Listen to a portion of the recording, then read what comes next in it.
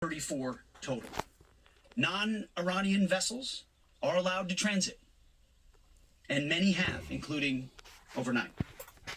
Not only is the blockade growing, in fact, a second aircraft carrier will join the blockade in just a few days, but this growing blockade has also gone global. Just this week, we seized 2 Iranian dark fleet ships in the Indo-Pacific region that had left Iranian ports before the blockade went into effect. They thought they'd made it out just in time. They did not. We seized their sanctioned ships, and we will seize more.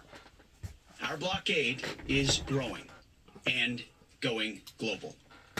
America's military is unmatched, projecting power, denying passage to adversaries, and protecting our interest at the time and place of our choosing. No one sails from the Strait of Hormuz to anywhere in the world without the permission of the United States Navy. To the regime in Tehran, the blockade is tightening by the hour. We are in control, nothing in, nothing out. Iran's battered military, the IRGC specifically, has been reduced to a gang of pirates with a flag. They cloak their aggression in slogans, but the world now sees them for what they are: criminals on the high seas. They don't control anything. They're acting like pirates, acting like terrorists. They're the ones who lay indiscriminate mines, who shoot at random ships, who killed 45,000 of their own people, innocent protesters, in the course of weeks. Their own people. They are the bad actors. The vessels that the Iranians seized in recent days, a couple of them, they're not American ships. They're not Israeli ships. They're just random ships that drove where they drove their little speedboats up to and shot at those ships with AK-47s. Anyone with a speedboat, a gun, and the wrong intentions can do that. They know that we, the United States of America, control the flow of global shipping. And we know that they know. Their real navy is at the bottom of the Arabian Gulf. It's worth saying again, for 47 years, Iran has been at war with America, killing our citizens, our soldiers, and our allies, while previous administrations looked the other way. The real endless war is the war that Iran has waged on us for 47 years. President Trump is the only president with the guts and moral clarity to finally do something about it. I see it every day behind closed doors. President Trump's fortitude is unshakable, and his mission is crystal clear. President Trump said it again yesterday. We have all the time in the world, and we're not anxious for a deal. And I hear him say it every day in private as well. Iran knows that they still have an open window to choose wisely. As we said previously, choose wisely at the negotiating table. If you just tuned in, Secretary Hegseth is giving us a summary of what's going on right now. He accurately said that there have been great military successes and that America's military is unmatched in the world. He inaccurately said that there's been a clear mission objective from the very beginning. That's just not the case. Clearly said that he was right, that for 47 years, Iranians have been targeting Americans and killing Americans. That is true. But one of the more fascinating things we'll talk about later is he proclaimed Iran will not have nuclear weapons. He said it. Iran will not have nuclear weapons. It'll be fascinating to see details on that. He talked about the blockades getting more powerful by the day. Also, Iranians laying more mines, which could cause problems with shipping through the strait for quite some time. He also said other administrations didn't do anything but look the other way. That's just not true at all. 7 administrations have talked about the dangers that Iran poses to the world. 7 administrations have also understood that going to war could cause the exact economic problems globally that are being caused right now. So we'll continue following this. I've got to say, though, I'm putting a star by the fact that Pete Hegseth has said this morning, Iran will not have nuclear weapons. So anything short of that and short of the strait being opened when this war ends will be an abject failure for this administration. If they are able to take away Iran's nuclear weapons and open the strait, then most likely a success. Now back to the Secretary. We are not counting on Europe, but they need the Strait of Hormuz much more than we do, and might want to start doing less talking and having less fancy conferences in Europe and getting a boat. This is much more their fight than ours. On this core mission, America's will is unshakable. It's fascinating that he talks about mocks and ridicules our allies in Europe that helped us destroy the Soviet Union. This is something the administration is obsessed with, their hatred of Europe, their hatred of Western democracy, their hatred of the very people that helped us defeat the Soviet Union, and also many who fought side by side with us to destroy Nazi Germany and Imperial Japan. I agree with that. Their condemnation is a bit strong, I think, for that group of people that did at one time stand strong and long with America. I realize that they have let down a great deal of people in this last episode with Iran, but if the truth be known, a great deal of our own political leaders, politicians, has let down the American people pertaining to not settling this way before now. Now, that's just my personal opinion about that. You can take it for what it's worth. Began enforcing a blockade against all commercial vessels going into and out of Iran and their ports. Simultaneously, the U.S. military, in support of the U.S. Department of Justice, was ordered. The sad thing about this is, I can sit and see where this needed to be done. It was just a matter of time. Okay, and I'm sure probably a great deal of other people here in America is going to say the same.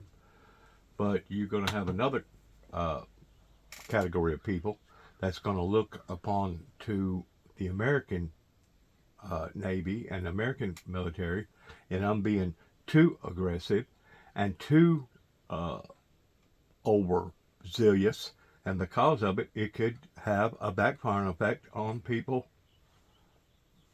like China or Russia or even other people, because now it's done went so far for so long.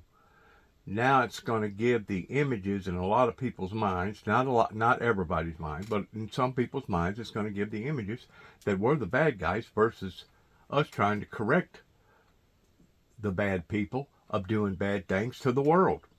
They're going to blame it on us, because now it's going to have a profound effect up onto world economies all over the world.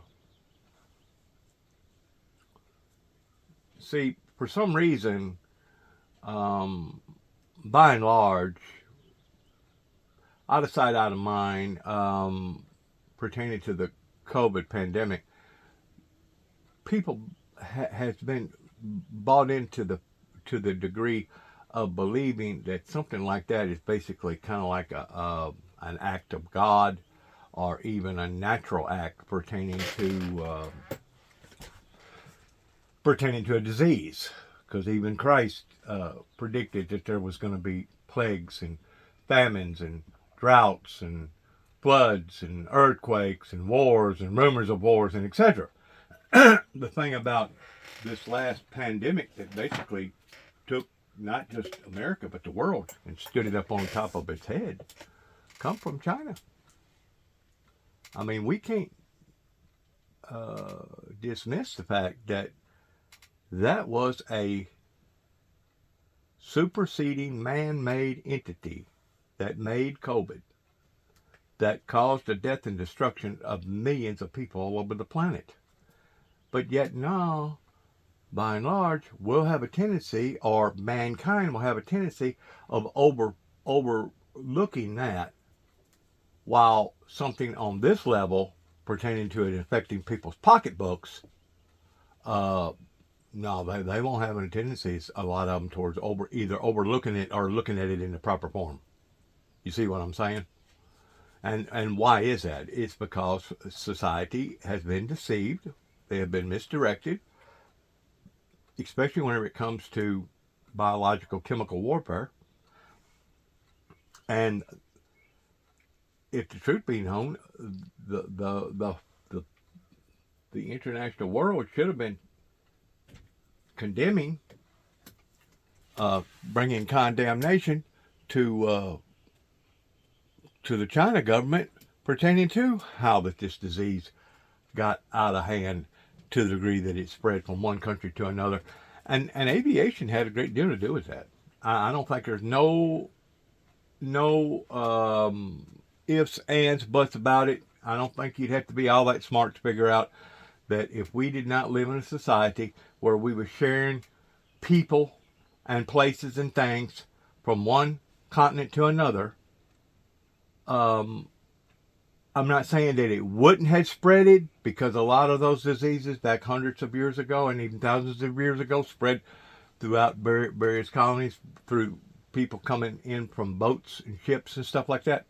But it wouldn't have had an effect like it did this time pertaining to COVID. And of course, we've seen other diseases, modern day diseases, even going back into the research of the Spanish plague that basically circled the earth 3 different times before it was finally inoculated. These things are being superseded as far as going at warp speed, simply because of the inventions that mankind has created for themselves to interact with each other on a day-to-day, everyday basis. I don't think there's nobody that can deny that. Nobody can deny that.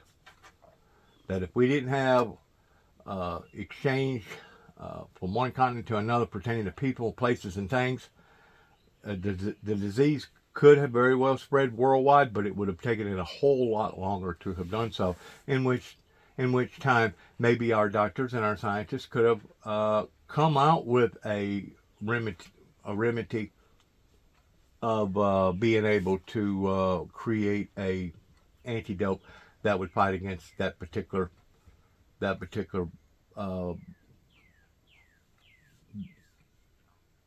strand, fighting out who and what the host was, and then breaking it down from there. Let's go back to this Pentagon leader here. In ships and vessels of the Dark Fleet. The actions by our service members and our law enforcement partners demonstrate the incredible discipline and dedication and professionalism of our joint force and highlight the global reach of American combat power. The joint force remains on ensuring the Iranian regime cannot harm our interests or those of our allies and partners. And I'll highlight that Iran has repeatedly sought to offensively and proactively expand the conflict by aggression against its neighbors and its attacks on global shipping through. But what they can do, or they can promote towards doing, is put false images in people's minds in blaming the American people more so than themselves. And that's what they're hoping for, is a PR campaign. Basically, that way the world turns on the American pursuit in trying to gain control over these people that obviously has been nothing but a thorn in the world's side now for quite some times. I was listening to a broadcast, I think it was the night before last, maybe it was last night, pertaining to China voted against not opening back up the strait. And the question was asked, how come that they would have done that whenever you had 6 or 7 other countries that said, no, let's go ahead and open it up, other than Russia and China? And the reason being, now listen to this warped psychological warfare. The reason being is because they felt as if it would have got opened up in a proper form, the way that the American government was ordering for it to come about, either all or none, that then the world would have seen the American stance in it being successful, as in being heroes. And rather than take a chance in that type of imagery falling upon to our American military, China and Russia both said, no, leave it shut down. Leave it shut down. Because they did not want the world to gain any type of clarity pertaining to giving recognition to the American stance pertaining to our government and what it's had to do. I blame a great deal of this, even though various politicians may have talked about, the Iranians towards the dangers and seeing what went on since the Reagan era and the Carter era, going back, like they said, about 47 years ago or whatever. Right then and there is whenever our United States military should have taken the bull by the horns, I believe, this is my belief, and opposed strong sanctions upon to Iran a whole lot more quicker and a whole lot more worse than what they've ever thought about being, and basically drawing the line in the sand and saying, hey, you're not going to dictate to us, you're not going to do the things that you're doing to us and think that you're going to do it and get away with it, because you're not. Well, whenever you have a group of people that has basically gotten away with it now for as long as they have, it makes it that much more difficult to run up against this type of headway, especially from a PR perspective, because they've been getting away with it for so long, and now all of a sudden you're pulling the biscuit out of their mouths, per se, metaphorically speaking, and you're telling them, no, this is no longer going to be the way that the cow's going to eat the cabbage, okay? Because it went for so long with other administrations, it could, I ain't saying it will, but it could have a major backfiring effect upon to the American military stance. And if that happens, hypothetically speaking, if it happens, we have no one to blame other than beginning with the Reagans and the Bushes and all them other presidential administrations that fell in line afterwards, including the Obama's presidential administration. We have no one to blame other than them. Now, to hold those people accountable, to have tribunal courts and hearings and trials on those people, the way that our double standard two-tier laws are here in America, I kind of doubt that that's ever going to come to that type of resolution. I wish it would, due to the failures of various presidential administrations, but I kind of doubt that it will. And the reason being is because we do have a two-tier judicial system in America, to the degree that some people can do it and get away with it, while others, if they even think about doing it, we're going to bust you and we're going to reprimand you and we're going to put you in stockades. It's kind of like what I was doing. My brother and I, what we was doing was observing a group of children across the road over here, 3 innocent children, pertaining to the bad parenting that was going on. And because we was paying close attention to that family over there, even though it's been proven now that they was inadequate whenever it come to taking care of the children, because we was observing them, and because we made a telephone call to the child abuse center in Nashville and the child abuse center here in Weakley County, Tennessee, Northwest Tennessee, all of a sudden, as soon as my brother dies, they seen a convenient opportunity to go towards me to hit Juby again, and boy, did they ever. To the degree that they had me basically in stockades that I either remained in there and played the same remaining game that I just got through playing with Western Kentucky in spending almost a whole year of my life over 2 non-threatening telephone calls, one telephone call to Land Between the Lakes Law Enforcement Headquarters and another telephone call to Mr. Gary Hawkins, and neither telephone call was in a threatening form. Neither telephone call was in a threatening form, and both telephone calls was in a spread of about a 90-day period. There was nothing ever spoken in some of the skirmishes that I had with the Land Between the Lakes head people up there standing before a federal judge. There was nothing never spoken of pertaining to telephone type harassment. The reason why that they went after me the way that they did in 2009 was over premeditated murder. It was not over massive telephone calls. I think the massive telephone calls did get brought up in the court. I would have to listen to it again. Still got the DVD. Anybody's welcome to the DVD that wants to listen to it. You can also make a request to the Paducah federal courts and getting the manuscript itself pertaining to what was said and how it was said and when it was said and why it was said. And identifying what I'm talking about is true, that I was never reprimanded for telephone harassment type charges. Never.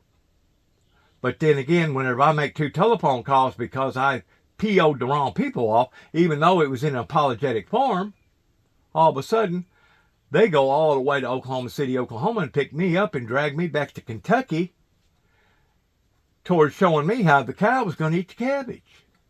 Well, do you think that I wanted to go back through that same type of rigmarole with the weekly county court systems, the way that I just got through going through a rigmarole with the Kentucky authority systems that basically abused their authority by first putting out a federal warrant, 2 federal warrants for my arrest, stalking in the first degree. And then after they got me incarcerated, then they backed it down to a state charge, basically a misdemeanor charge, because they know that what they was trying to do wouldn't hold water in the eyes of a juror or the eyes of a real court, real preventative justice court.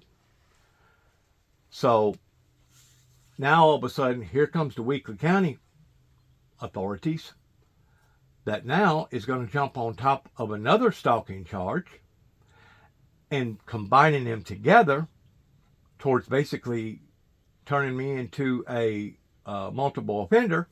And because of that, in and of itself, according to Johnson, classified what they was going after me towards of it being a Class C felony. Rather than me fight it, rather than me go through the same type of rigmarole. I hate to use that word rigmarole, but that was a word that my mother liked to use a lot of times whenever there was a problem in the community and there was fighting commotions going on. She always called it a rigmarole.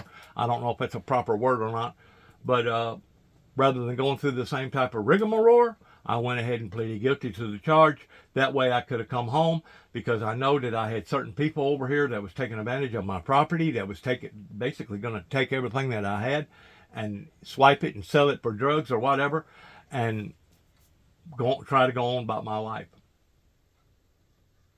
Now, looking at that from a public relations standpoint, it's obvious that as many times that I have made mention of this, and as much materials that I put out about this, that it's just going in one ear and out the other towards the unfair treatment that not only my brother went through, but I went through at the time. And that in and of itself speaks volumes about the masses in this particular area that not only was willing to have allowed for that to went on then, but is still not willing to correct the problem of today, beginning with the professional courts in Dresden, Weakley County, Tennessee. And that's not counting what actually went on in Kentucky that I can prove. Basically, double jeopardy of them coming after me over 2 non-threatening telephone calls, even though I had never been reprimanded over any telephone call. And now, all of a sudden, you're going to classify 2 telephone calls in the span of 90 days towards it being stalking? Really? Stalking? What kind of stalking? The man was calling up, wanting to clarify and in an apologetic form towards saying obviously there was a misunderstanding here. It wasn't threatening telephone calls to Mr. Hawkins or to his wife Lisa Hawkins that worked in the park pertaining to law enforcement. It wasn't any type of smearing campaign, other than the fact of me saying, what you've done, you're not going to get away with. And because I said that, and they was wanting to get away with that, that put a burr under somebody's saddle, and that's whenever they come at me illegitimately and putting 2 federal warrants for my arrest that went beyond the boundaries of the state of Kentucky and the state of Tennessee and any other state, and basically went after me and spent that kind of money on a human being over 2 non-threatening telephone calls, in addition to the damage that they've done to me, in addition to taking that amount of time from my life out. Because once somebody swipes or takes or steals or kidnaps 1 day out of your life, guess what? That's 1 day out of your life that you'll never get paid back. You'll never get that 1 day back. Much less a week, much less a month, much less a year or 2 years. In total, I've had 2 years taken from my life standing up for the things that I believe in here in Christ and here in America.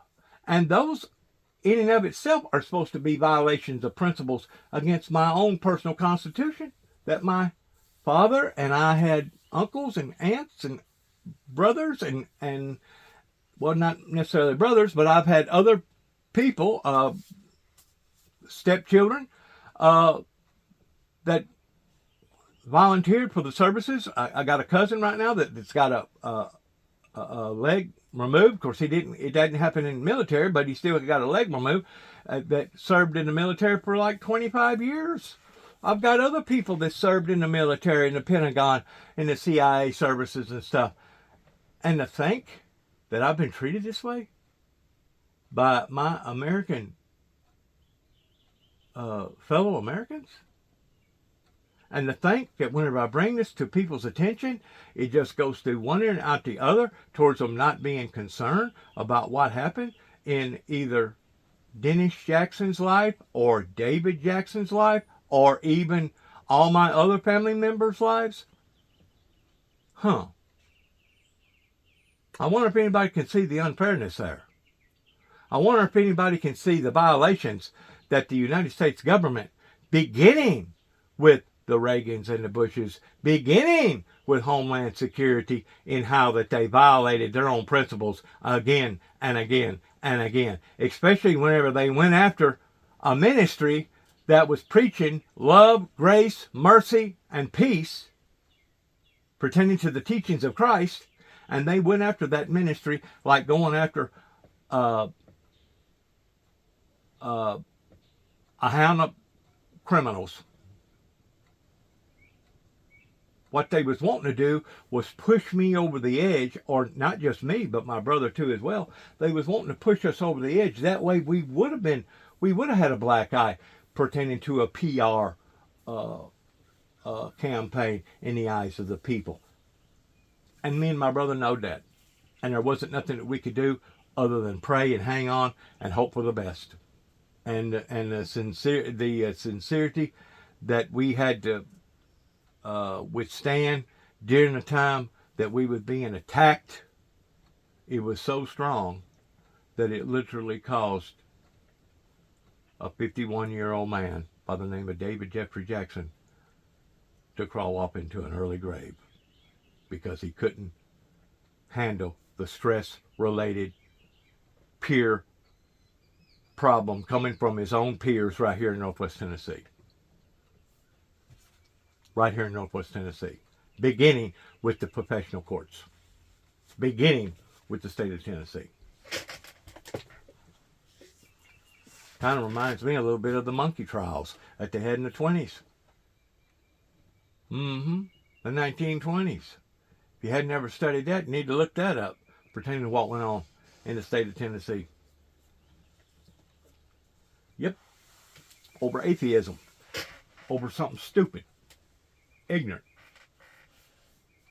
Just goes to show you how a group of people, regardless whether they was against Martin Luther King, regardless whether they was against Jesse Jackson, regardless whether they was against JFK or whoever, or even Buford Pulser, that was trying to, even though he was using aggressive tactics down towards Savannah and Adamsville, Tennessee, basically how that they went up against him over bad PR, and basically they killed the man. They killed the man. Now they say in all that he deserved killing, especially due to the fact that they claim that he killed his own wife.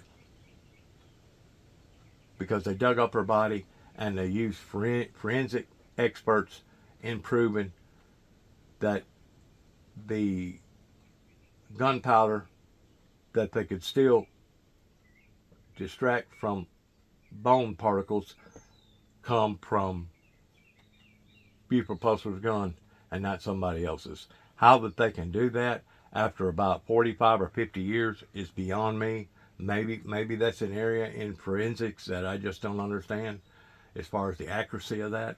And there may have been a possibility that Buford Pulser, going through the things that he was going through, being tormented by the very people that hired him to do a job, and now that he was doing the job adequately and effectively, now they was reprimanding him because he was doing the job too well. It may have been possible that his wife turned on him, not knowing which way to go, being frantic, in a bad state of mind, and because of it, she may have actually gotten in the way of Buford's true motives. I don't know that for a fact, but I don't know it for a fact neither that their forensic experts was on the money, especially after this many years. And as far as I'm concerned, the only thing that they was trying to prove by doing that was trying to get the facts right pertaining to history. Because whenever it comes to true justice, they really wasn't validating themselves one way or the other, especially due to the fact of the way that Buford Pulser got killed by somebody cutting his brake line and causing his car not to be able to control the brakes on his car, and basically caused him to wreck and burn up. It just goes back to the state of mind. And I don't want to be picking on one state more so than I do the other, because the state of Kentucky, they was in a bad state of mind, especially up here in the land between the lakes. It goes back to the state of mind pertaining to what went on in my life in Oklahoma whenever I was asking too many questions about the event that happened in 1995 with the Oklahoma bombing with Timothy McVeigh and Nichols. It just goes to show you that the state of mind amongst groups of people, I'm going to use this for clarification purposes as an example, the state of mind that the centurion Roman soldiers and Pilate and all of them had placed into the minds of the people during the crucifixion of Christ, the state of mind was a false state of mind. It was a phony, fake, judicial justice movement to the degree that they tried to justify their actions by saying that this man was worthy of death, even though he had not done nothing that was even close to deserving of a death similar to that. If anything, the authorities should have been rewarding Christ rather than wanting to hurt him and demote him, rather than wanting to kill him. They should have actually been wanting to pay him money for healing the sick and feeding the hungry, toward being good to the citizenship of that era, in that era. Good luck to all of us. God bless America. God bless our troops. God bless America in our endeavors in which way that we go from this moment on. And may heaven, please, for God's sakes, have mercy on us all. In Jesus' name. And amen.